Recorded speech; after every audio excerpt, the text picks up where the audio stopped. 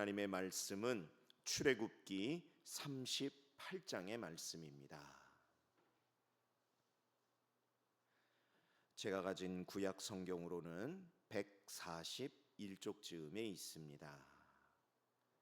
출애굽기 38장의 말씀, 오늘도 드라마 성경과 함께 읽어갑니다. 38장.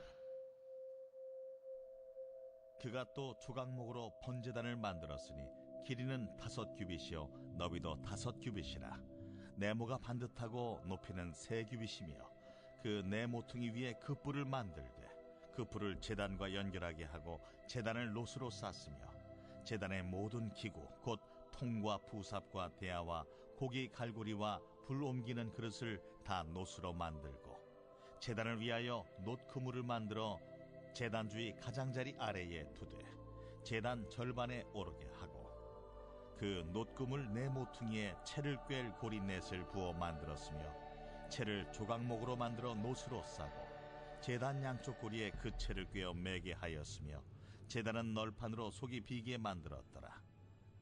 그가 놋으로 물두멍을 만들고 그 받침도 놋으로 하였으니 곧 회막문에서 수종드는 여인들의 거울로 만들었더라.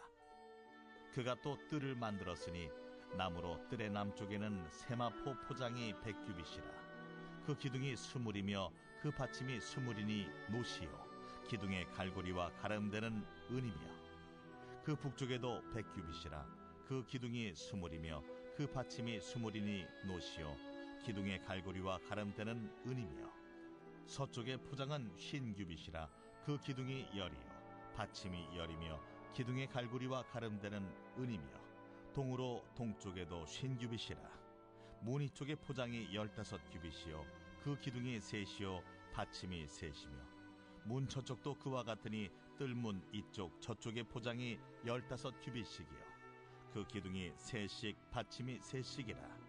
뜰 주위의 포장은 세마포요 기둥 받침은 놋이요 기둥의 갈고리와 가름대는 은이요 기둥 머리싸개는 은이며 뜰의 모든 기둥에 은 가름대를 꿰었으며 뜰의 휘장문을 청색 자색 홍색 실과 가늘게 꼰 패실로 수놓아 짰으니 길이는 20규빗이요 너비와 높이는 뜰의 포장과 같이 5규빗이며 그 기둥은 넷인데 그 받침 넷은 놋이요 그 갈고리는 은이요 그 머리싸개와 가름대도 은이며 성막 말뚝과 뜰 주위의 말뚝은 모두 놋이더라. 성막 곧 증거막을 위하여 레위 사람이 쓴 재료의 물목은 제사장 아론의 아들 이다말이 모세의 명령대로 계산하였으며 유다지파 훌의 손자여 우리의 아들인 부살렐은 여호와께서 모세에게 명령하신 모든 것을 만들었고 단지파 아히사막의 아들 오홀리압이 그와 함께하였으니 오홀리압은 재능이 있어서 조각하며 또 청색 자색 홍색 실과 가는 배실로 수놓은 자더라. 성소 건축 비용으로 들인 금은 성소의 세겔로 29달란트와 730세겔이며 계수된 회중이 들인 은은 성소의 세겔로 100달란트와 1775세겔이니 계수된 자가 20세 이상으로 60만 3,550명인즉 성소의 세겔로 각 사람에게 은 한 배가 곧 반세겔씩이라. 은 100달란트로 성소의 받침과 휘장문의 기둥 받침을 모두 100개를 부어 만들었으니 각 받침마다 한 달란트씩 모두 100달란트요 1775세겔로 기둥 갈고리를 만들고 기둥머리를 싸고 기둥 가름대를 만들었으며 드린 놋은 70달란트와 2400세겔이라. 이것으로 회막 문 기둥 받침과 놋 제단과 놋 그물과 제단의 모든 기구를 만들었으며 뜰 주위의 기둥 받침과 그 휘장문의 기둥 받침이며 성막의 모든 말뚝과 뜰 주위의 모든 말뚝을 만들었더라. 아멘. 오늘도 이 말씀을 통해 하나님께서 저와 여러분에게 은혜 주시기를 간절히 소망합니다. 오늘 말씀의 제목을 이렇게 정해보았습니다. 기억하시는 하나님의 은혜. 이제 다가오는 목요일이면 우리들이 보던 이 출애굽기도 이제 마무리가 됩니다. 그런 만큼 오늘 본문은요, 성막 제작의 막바지에 대한 내용이 등장합니다. 그래서 번제단 제작도 하고요, 물두멍 제작도 하고요, 성막 울타리 제작을 합니다. 그리고 마지막으로 그 제작에 소요된 모든 물자 목록들을 이렇게 정리하는 것으로 오늘 38장이 마무리가 됩니다. 내일 본문인 39장은요 제사장의 이 복장을 만드는 그런 내용이 주로 나오고요, 40장에는 드디어 완성된 성막을 하나님께 봉헌하는 그러한 장면이 주로 나옵니다. 그러다 보니까 그동안 우리들이 참 어떻게 보면 참 쉽지 않게 읽어왔던 내용인데, 이 성막 재료들 하나하나 무엇이며 또 어떻게 만들어야 되며 이런 내용들이 다 열거가 되었었는데, 그 기구들 시설들을 만드는 내용의 마무리는 바로 오늘 본문으로 끝마치게 됩니다. 자, 이런 성막 그리고 또 성막 안에 들어가는 기구들, 이러한 내용들이 과연 오늘 우리들에게 하나님이 어떤 은혜를 주시기 위해서 주신 말씀이실까 하고 고민하며 이 말씀을 묵상하던 때에 제 눈에 들어온 한 무리의 사람들이 있었습니다. 그것이 누구신가 하면요, 8절에 나오는 여인들이라는 분들이죠. 여인들. 그런데 그냥 여인들이 아니라 회막문에서 수종드는 여인들이었다, 이렇게 성경은 기록하고 있습니다. 수종들다, 여러분 무슨 뜻일 것 같으세요? 뭐 그냥 우리가 일반적으로 알기에 그냥 회막에서 이런 거 저런 거 그냥 잡일 같은 거를 했나 이렇게 생각하실지 모르겠는데 아니라는 겁니다. 성경학자들 연구에 따르면 우리말 성경에 수종들다 이렇게 번역된 이 원래 히브리어의 이 단어는요 주로 어디서 사용하는가? 군대에서 쓰는 단어라고 합니다. 그러니까 이 여인들은 되는 대로 그냥 시간 될 때 와가지고 뭐 이런저런 잡일을 했다는 것이 아니라 군인이 군 복무를 하듯이 철저한 규칙과 훈련을 통해서 이 회막의 모든 일들을 감당하여 왔다 하는 것을 우리들이 알게 되는 것이죠. 여러분들에게 한번 여쭙겠습니다. 여러분, 군대 아무나 가나요? 또 군인은 아무나 됩니까? 생긴 건 이렇게 생겼어도 저도 장교 출신입니다. 여러분, 장교가 되기 위해서는요 일정한 요건을 충족해야 장교 후보생이 될 수 있습니다. 바로 장교가 되는 게 아니에요. 그리고는 일반 병사들보다는 훨씬 긴 시간과 많은 이 교과목들 그리고 훈련 과목들을 다 통과해야만 그때 비로소 이 어깨에 그리고 머리에 계급장을 달아주는 것이죠. 그런데 여러분, 꼭 무슨 뭐 장교만 그러는가? 그렇지 않습니다.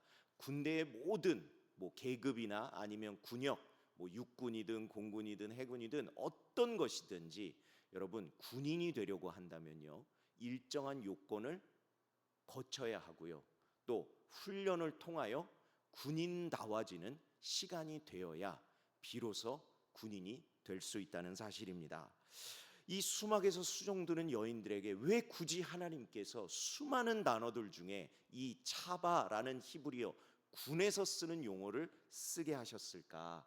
다른 것이 아닌 것이죠. 여러분, 군인은요 벌써 복장에서부터 구별됩니다. 그렇지 않습니까?